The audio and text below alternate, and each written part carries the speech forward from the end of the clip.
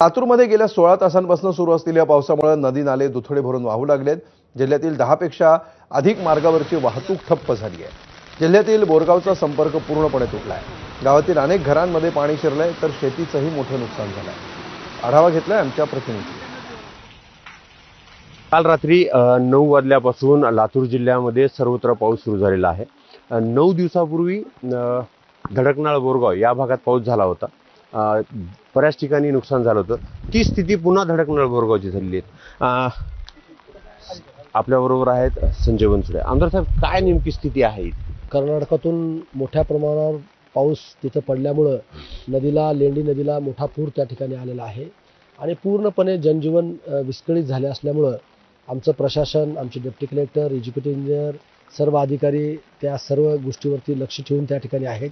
जे काही शेतकऱ्यांचं नुकसान झालेलं आहे, पशुधनाचा असेल, शेतीचा असेल, रस्त्याचा असेल किंवा जलसंधारणचा असेल, ह्या सगळ्या गोष्टीवरती मी आता थोडासा आढावा बैठक त्या ठिकाणी घेऊन अधिकाऱ्यांना आम्ही त्या ठिकाणी सूचना करू। तात्पुरती जी डागडुजी करायची असेल ती करण्यात येईल आणि त्यानंतर शेतकऱ्यांचं जे नुकसान झालेलं आहे त्या संदर्भात प्रशासनाला बोलून त्याची पंचनामे करून त्यांना योग्य ती नुकसान भरपाई देण्यात येईल असं मत मांडलं आहे उदगीरचे आमदार बनसोडे साहेबांनी। आणि आता सध्या ते व्हिजिट करतायत धडकनाळ बोरगाव या ठिकाणी। निशांत बद्रेश्वर, ABP माझा, लातूर।